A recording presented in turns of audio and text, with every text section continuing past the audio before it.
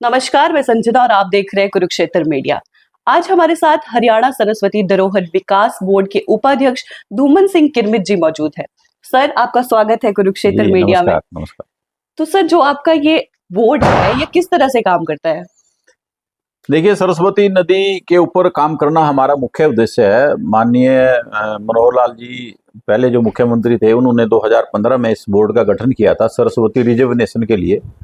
और उनका उद्देश्य ये था कि सरस्वती में स्वच्छ जल चले, 12 महीने चले। और सरस्वती हमारा हेरिटेज है और हमारा एक ऐसा मान है। मैं बात करूं हमारी संस्कृति का, सरस्वती नदी प्राचीनतम अगर कोई नदी है तो सरस्वती नदी है। तो उसके ऊपर काम करने के लिए हमारी सरकार ने इसका गठन किया था और अब नायब सैनी सरकार इस हमारे प्रोजेक्ट को पूरा आगे बढ़ा रही है और बहुत अच्छा काम सरस्वती बोर्ड की तरफ से अब तक किया जा रहा है। सर, अगर हम पुराने समय की बात करें तो इस नदी की जो कंडीशन थी वो कुछ अच्छी नहीं थी। तो जब आपने ये काम स्टार्ट किया तो आपने मतलब आपको किस तरह की मुश्किलें आई इस काम को देखिए, करने में? मुश्किलें बहुत, इसमें कोई दोहराई नहीं है। आपका बहुत अच्छा सवाल है।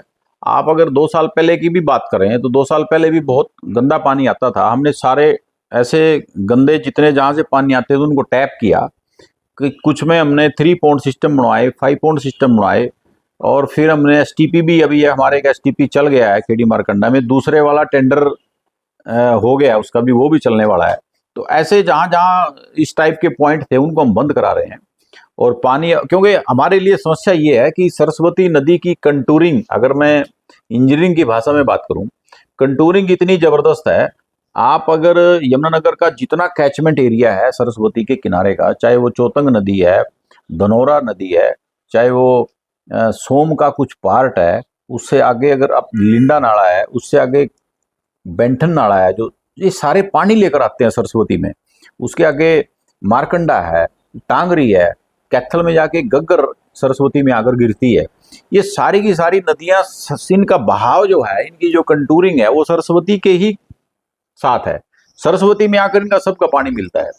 कहीं भी बरसात होगी वो भी सारा सरस्वती में पानी आएगा। तो हमारे लिए एक बड़ी समस्या ये पहले ये थी कि हम किस तरह से इस पानी को रेगुलेट करके और इस पानी का कैसे इस्तेमाल करें, बरसात के पानी का खासकर। तो उसके लिए हमने एक बड़ी योजना बनाई।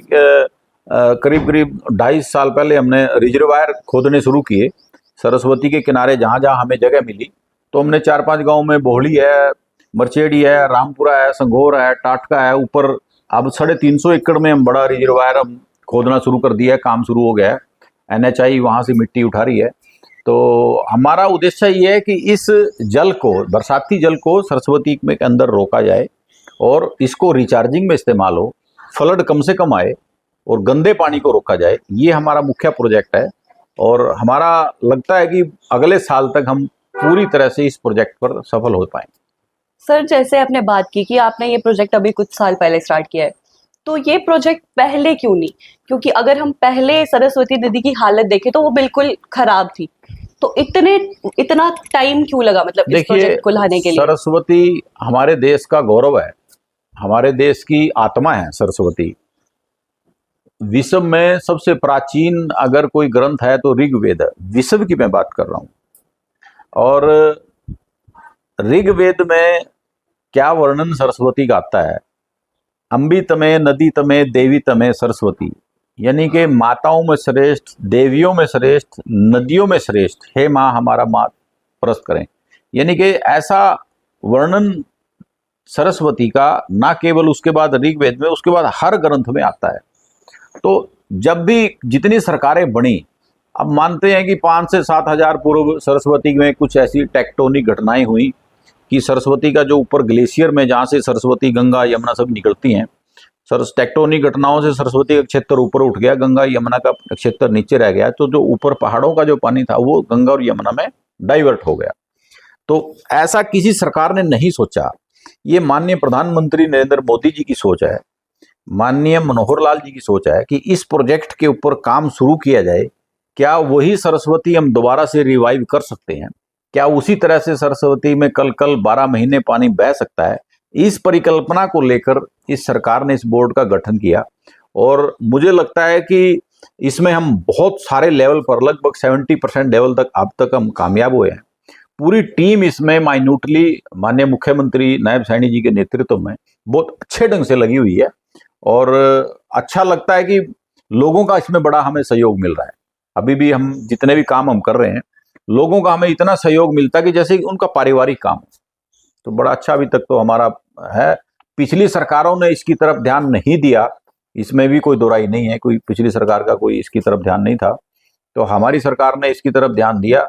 माननीय प्रधानमंत्री जब 2014 में यहाँ पर आए थे चुनाव के समय में, तो उन्होंने सरस्वती का वर्णन किया था अपने भाषण में। उन्होंने कहा कि सरस्वती को हमारा प्राइड है, हमारा गौरव है। सर, जैसे आप हमेशा नई चीजों के लिए जाने जाते हैं, तो इस बार आप क्या नया कर रहे हो? देखिए, हमारा उद्देश्य ये है कि हमारी जो संस्कृति है, हमारा जो गौरव है, वो लोगों के सामने लाया जाए, ज्यादा ज्यादा लोगों को इन्वॉल्व किया जाए। अब हमने इसमें महोत्सव मनाया, इतने बड़े लेवल पर महोत्सव मनाया, तो उससे लोगों में बहुत अच्छा संदेश गया। अब हमारा एक नया उद्देश्य ये है कि हम एक अष्टकोशी यात्रा जो युगों युगों से चलती आई है, महाभारत काल में माना यह जाता है कि जब महाभारत का युद्ध हुआ, तो उस वक्त बलराम जी ने महाभारत के युद्ध में हिस्सा ना लेकर सरस्वती की पद यात्रा की थी, द्वारका से लेकर आदिबद्री तक। तो लेकिन उसके बीच में एक यात्रा थी अष्टकोशी यात्रा, जो अभी इस महीने में ही, चैत्र मास में ही होती है।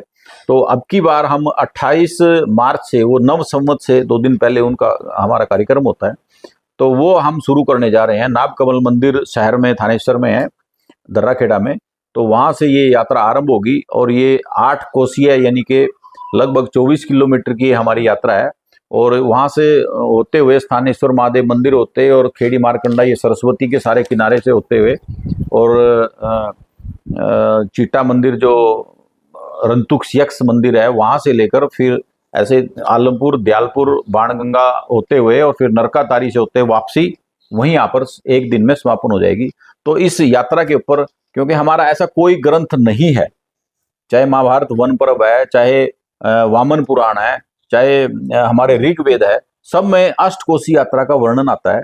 तो हम इस यात्रा को उस लेवल पर लेकर जाना चाहते हैं, जिस तरह से वृंदावन में लोग रूटीन में जाते हैं, यात्रा करते हैं, भगवान का नाम लेते हैं, राधा रानी का नाम लेते हैं।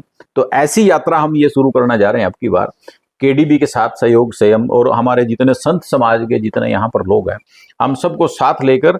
और अभी हमने कल एक मीटिंग की थी सभी संस्थाओं की, कि सारी संस्थाएं मिलकर, शहर कुरुक्षेत्र, ना केवल कुरुक्षेत्र शहर के लोग, दूर दूर के लोग भी आए, इस यात्रा में शामिल हों। इसका मुख्य, मैंने अपने जो पंडित जी वहां पर नागकमल मंदिर में जो विराजमान है, तो उन्होंने बताया कि इसका इतना बड़ा पुण्य है, 100 अश्वमेध यज्ञ अगर आप कर लेंगे और ये यात्रा कर लेंगे तो बराबर है, ऐसा उनका कहना है। तो ऐसे पुण्य के कार्य सरस्वती बोर्ड और केडीबी करेगा, तो बाकी जनता कितनी इसमें शामिल होती है वो। सर, जो आप इस बार ये यात्रा करवा रहे हो, ये पुरानी यात्राओं से किस तरह अलग रहेगी? अब की बार हम पूरा मैनेज कर रहे हैं, क्योंकि सरस्वती के किनारे से होकर गुजरेगी। पिछली से पिछली बार हमने इस यात्रा को थोड़ा देखा था, तो इसमें मैंने देखा कि महाराष्ट्र के कुछ लोग इसमें यात्रा में आए हुए हैं। तो हमें लगा कि जब महाराष्ट्र से लोग इस यात्रा में आए हैं, तो कुरुक्षेत्र के लोगों को भी इसमें शामिल किया जाए। तो हमने फिर इसका एक प्रोजेक्ट बनाया, और माननीय मुख्यमंत्री नायब सैनी जी का मैं आभार प्रकट करता हूं, और उनसे पहले मनोहर जी का, कि हमने पीपड़ी से लेकर ज्योतिसर तक का एक प्रोजेक्ट बनाया कि कम से कम एक साइड शहर में, क्योंकि शहर में थोड़ा संकरा होता ही है, शहर की एक साइड हम पक्का करें और सरस्वती के नीचे से भी हम थोड़ा गहरा करें। अभी शहर में सरस्वती की कैपेसिटी करीब 200 सवा 200 क्यूसिक है। तो वो प्रोजेक्ट मेरा 29 करोड़ का जब पूरा हो जाएगा, तो हमारी जो कैपेसिटी सरस्वती की यहाँ पर है 500 से क्यूसिक हो जाएगी।